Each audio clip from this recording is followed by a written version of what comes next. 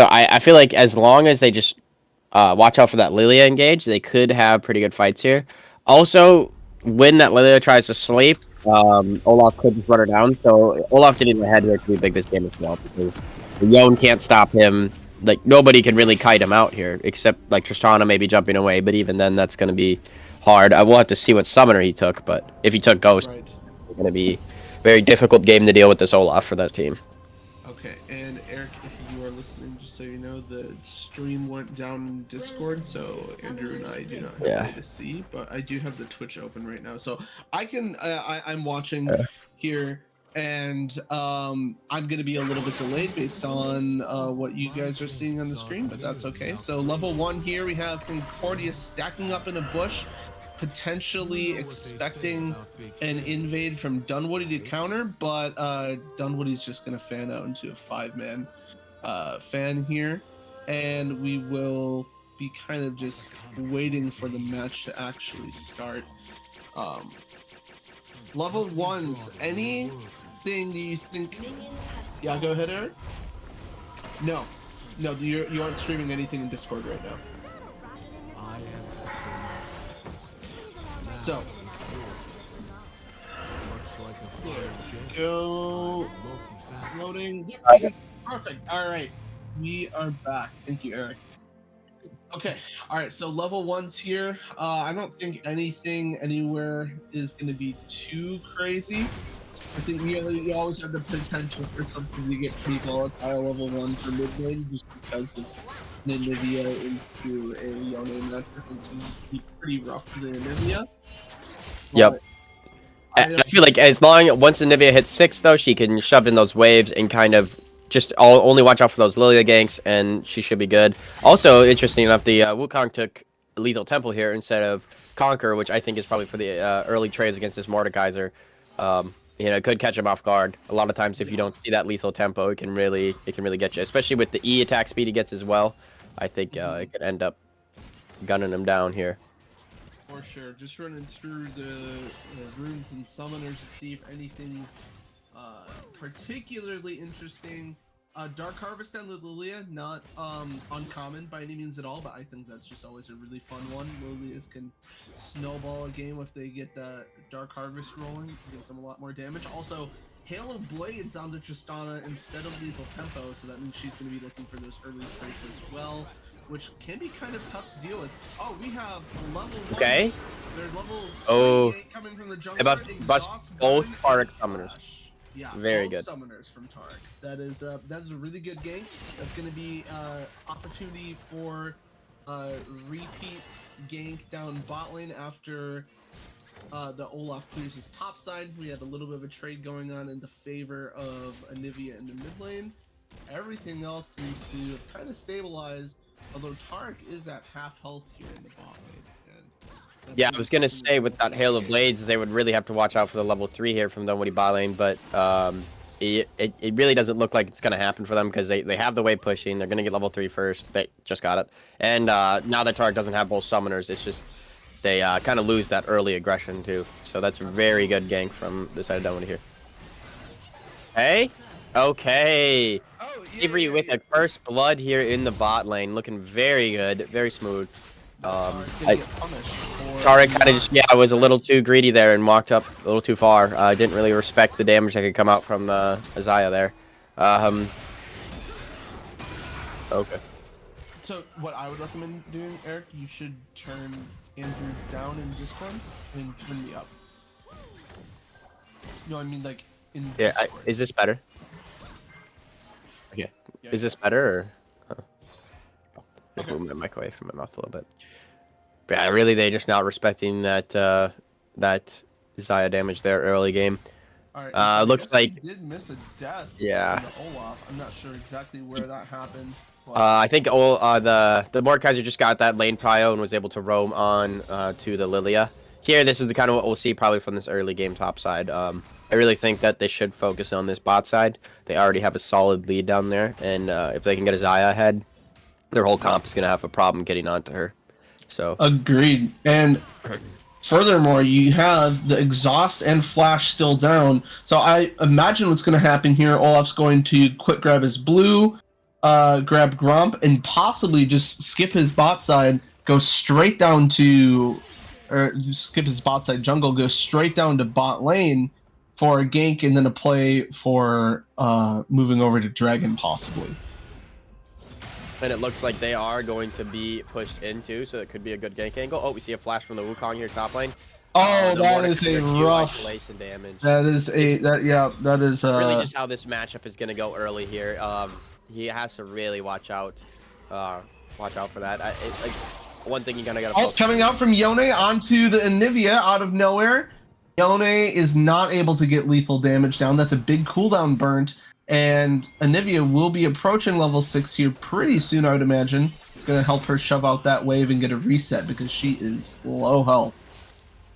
Okay, the Olaf's lane kind of up here, trying to shove this wave for the Anivia so he can get a reset. Okay, Lilia lane ganking here. She hits the bowling ball onto the Anivia. Anivia's passive goes down. And now we have 2v1 as we're waiting for Anivia to respawn. Olaf's going to go down. Anivia out of mana, but no follow-up for lethal damage there. So it's only loss of 1 coming out. Could have been a little bit of a worse situation, but Anivia's got to get out of there because really she has no mana. This Olaf won't be very good into this team comp until he hits 6. And yeah, he also has a level down in that Lilia there, just trying to help our Anivia shove out that lane so he could get a reset. Stop losing too much. This Lilia has been a menace on the map right now, which it comes as a little bit of a surprise to me just because of the early game power of the Olaf, but the Lilia definitely has been putting in the work that she needs to try to get her team ahead early. Now we got a root coming through. We got a lot of action everywhere. Wukong's in the alt top lane. Wukong is in the Shadow Realm. I don't know if he's going to be able to make it out of there alive. He's not. Dragon coming over for Concordia. We have Olaf stunned, CC'd, exhausted, dead. Now we have done here under the Taric. Big Anivia stunned. There's a kill coming over to the Xayah. The Lilia is down. We got another kill coming through over for Anivia. They're chasing down the Tristana. She used her rocket jump. She can't get away. She's rooted, stunned. So much CC. Kill for Anivia. Kill for Anivia. That is absolutely gigantic.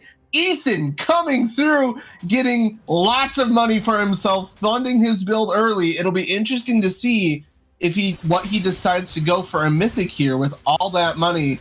Now, I would imagine it would just be a rod game, correct? Now, I would say that I don't think that the mana crystal builds into rod. Well, maybe. Oh, is it the? Okay, we have Yone ult coming through onto the Anivia. Anivia does not have passive. She throws down her ult. She's slowed. She's getting ran down by Lilia. Does she have the wall in time? She has the stun. It looks like she's gonna get out here. Yep, she's just gonna be able to walk it out. So good for her. Anivia is going to have to take not the best back here, but she should be able to TP back in and grab those minions unless she just wants to give them over to Olaf. Yeah. So they're not going to go to waste. That's a big thing. It looks like from the likes of this here that Anivia is just going to walk it back to lane. No TP is going to have to be burned. She still has that TP advantage over the Yone. And Olaf's just going to hold the wave here. So taking a peek at CS scores here real quick here. We got a little bit of a CS gap in mid lane and top lane, as well as jungle. But they have a pretty big advantage. Dunwoody does have a pretty big advantage for themselves in the bot lane as far as CS goes, and just overall gold with those 2 kills coming through as well. I really do feel like the bot lane and the Anivia here will be the decider for this game, because unfortunately the top side and jungle got pretty behind earlier this game, which sometimes just happens, and it's really just how that matchup went. Also, that Mordekaiser is just building so much defenses when he's ahead, so that makes it so much harder for this Wukong to really do anything to him. Yeah. It's just going to be a rough, I think, all-around rough game. One thing he can look to do is buffer that Mordekaiser ult with his W. That could look to make a good play. But other than that, he really just has to watch out for walking up here. So we have another mid gank coming through. Lots of damage coming onto the Anivia, but it's not even close to lethal. Oh, with the kill. Strikes down, and the Lilia. Lilia's kind of running it down right now, guys. That was 2 back-to-back not very great performances from her, and Olaf's back in the game a little bit now. He's going to get time to... Oh, he's coming face to face into Mordekaiser in the top lane in the river you can see on the minimap there. But, so it looks like he's going to get chased back into his own jungle. TP coming through from Anivia back to mid lane. And bot lane here, we're just chilling. We're just farming. We're putting a lot of pressure down. 20 CS lead in the bot lane. That's pretty big. Okay. Looks like blue buff is... Oh, they're collapsing the Mordekaiser here. They gotta watch out for his ult. Mordekaiser. Ult coming over here onto with the his ult. Wukong. He's taking so much damage to Flash. The Flash ult. Ultimate. Oh, and Olaf's able to get the kill, so that's huge. It's a 1-for-1 currently. Sleep coming through, and very good Yone ult there. Great Yone ult. Anivia passive. They're going to have the damage to kill him before he even comes out. Yeah, she won't be able to get up. Shut down. Yone is a huge threat now. He just picked up a lot of money off that shutdown. He's 4-1. He's gonna be rich. He's probably going to show back up to lane with a mythic, I would imagine. Very good ult from the Yone there, honestly. The two ban onto the Olaf and Wukong there, but very good to stall out that Mordekaiser ult for Wukong, and then be able to flash ult him and get that shutdown onto Olaf. So very good from the Wukong there. So it definitely did not go as horribly for Dunwoody as it could have. It looked like it was going to be a little bit of a disaster at first, but they just had the burst to get through that Mordekaiser and take care of business where they needed to. Yep. So Yone came back to lane, is on his way back to lane right now with that shield bow. That is a very good item for him, and it looks like the Anivia is going to be building into a Rod of Ages. It's going to take a little while for Anivia to get that online, though, because there is a 25 CS deficit in mid lane right now. So she's going to have to... Oh, Lilia creeping up through river here. I don't think the Anivia knows she's getting collapsed on right now. But it looks like very little damage. Now... Wukong getting chased out of lane again. Those Mordekaiser are really helping there, as you can see. And it's also showing that this Mordekaiser built the defensive items first, because his damage is a little lacking against those Merc Treads. Yep. So this Wukong is scaling. Oh, nice side up there. He would have taken a lot of damage. Probably had to back. But thankfully for him, that's not a concern. And you got to keep in mind too, also the Wukong Q does have armor shred, so even though he does have some armor here, it's not gonna help a whole lot unless he gets more items. Yep. So, well, oh, Yone misses. Yone misses everything. Secure Dragon is by Olaf, and the Tarkov comes through. Everyone's invulnerable, but they're not able to get any kills. Olaf's still alive. He's gonna drop to the Tristana. Zaya picking up a kill in response. Anivia is going to drop as well. They're also low. Can Zaya with the huge pull for the double kill? Oh my gosh! Avery pulls the feathers back and turns that team fight that looked really bad after the Dragon was originally taken. A shutdown for Avery there. Oh my goodness! That is huge. The E. That was amazing. Oh my goodness. And he almost got that. If that Tristana would stay there, it would have been her going too. This Tristana really has to deal with a very fed Zaya here, and that's really good because Tristana eventually will outscale, but they're going to delay that really heavily. Now this is just ridiculous here. I don't want to flame, but like, I don't understand what Tristana's doing right now. She's staying in lane with half health after she just got a couple kills. She's sitting on I don't even know how much gold. She's greeting for plates here. Olaf's coming in. They're probably okay. So they are going to back as soon as they see the Olaf. They're not out of the woods yet. Olaf's going to back away. He wants to go get his farm. So this is still a really bad reset for bot lane here. They've put themselves in a situation where they're going to be missing a whole nother wave and losing their bot lane tower here if they don't back, or if they back. It really was. I think just that plate greed. He saw, that they're falling at 14 minutes here, wanting to get one last one before they fall, but that ends up just screwing them over in the end there. Yeah. So they're going to be sitting in. She's going to be sitting in lane with half health. Possibly a risk for a dive if Olaf decides to come back down. Although, at the very least, sitting in lane there is just going to be miserable. Anivia dodges the knockup from the Yone, but it's not enough. He's going to dodge as well. Yone also get out of range of tower. Maybe unnecessary, but I don't hate the ult there. Yeah. A little bit of the trading Wukong going here on is top lane. 2 levels down, so that fight is really not something he wants to take. No, definitely not. Up here. And that tier 2 ult will do a lot of work if he finds himself getting caught in that Tristana. Jumps in. Jumping and ulting. Yeah, questionable ult there from Tristana. Yeah. Maybe she knew something that I don't know about that matchup. Don't know. But Tristana ult will be down.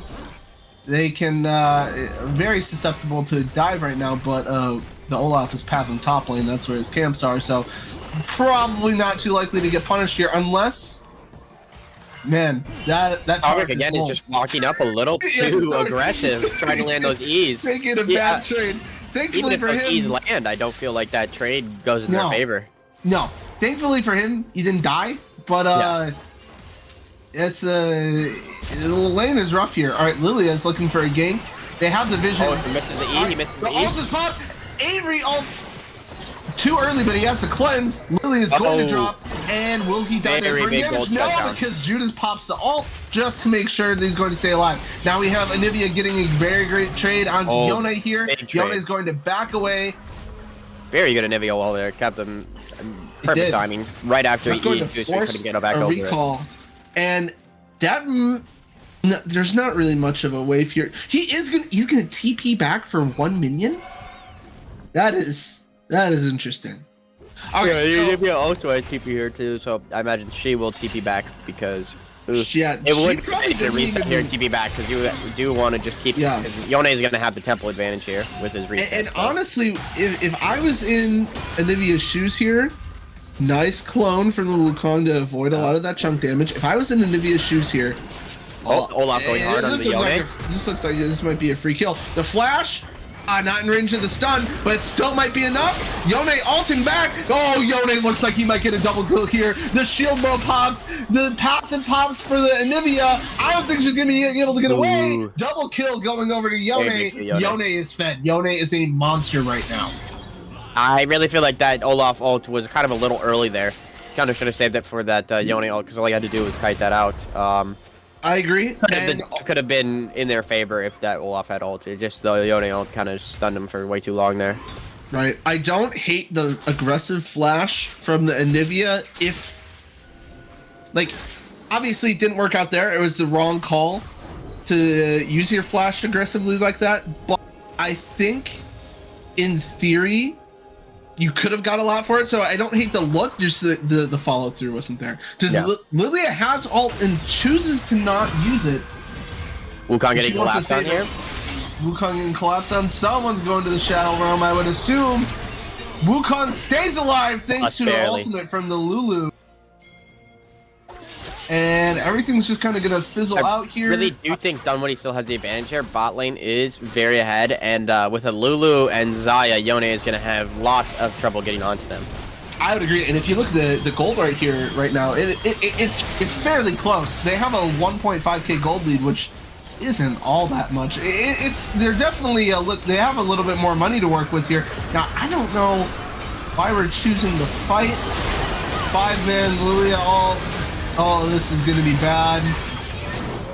They're dropping like flies. Oh, the Wukong gets a pretty big ult, but it's not the fight to take. She's not going to be able to get the Rylai's either. You needed to start with a really good engage if you wanted to look for a fight there. That was not it. You need to hit like a multi-man feather pull for the Xayah, or a multi-man knockup right away with the Wukong, but going in like that and taking all that damage before you lay down any CC, not really a great look. So we have a whole other minute until Baron comes up. So Concordia is probably just going to take the jungle and reset. Would be my imagine. That would be the smart move here. What I imagine. That would for sure be the right play to make. There is an Anivia on this Dunwoody side, so they can stall out the game to farm up and kind of get back even, a little bit more even footing.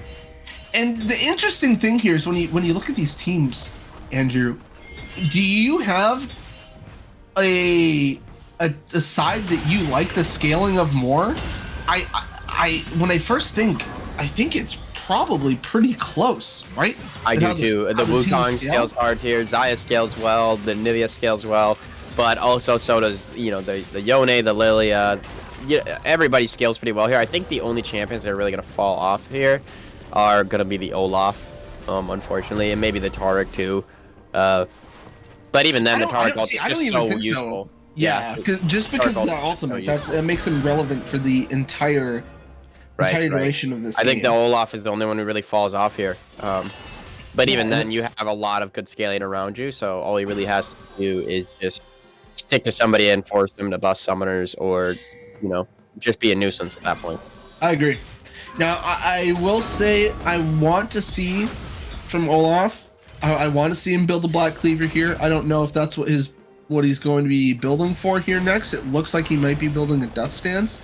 But when you're this far behind and you're in a champion that's going to fall off as hard as you are, I think the right move is to just change your build path to account for your carries.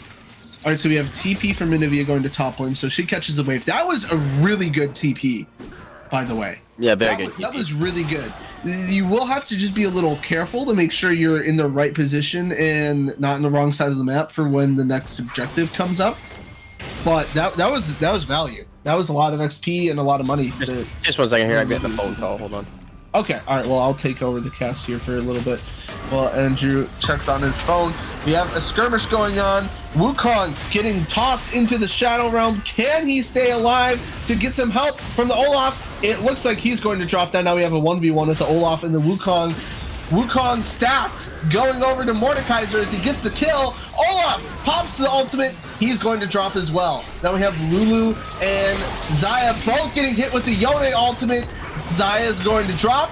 Who's going to follow? And this is kind of a disaster for Dunwoody here, as this is going to be Baron probably, almost certainly going over to Concordia here. As the only person left alive on the map right now is Anivia, and the 1v5 potential for that champion is just not there.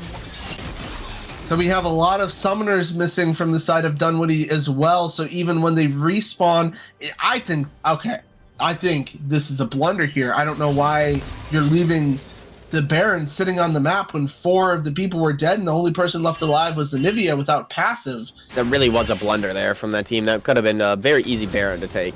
Yes, absolutely. And they could have sieged, both these tier 2s in the top and bot lane and got some inhibitors probably as well, because the Anivia I don't think has enough wave clear yet. I think when she gets Archangel, she might have enough. But Anivia's just dead here. Okay. Lilia coming on the flank of the Sentry here. And then Anivia's just getting jumped on. She doesn't have passive. She doesn't have nothing. Good flash on the wall, but it's not going to be enough. She's going to die to the burn. Yone, he's going to go back to his spirit body. Olaf trying to get out.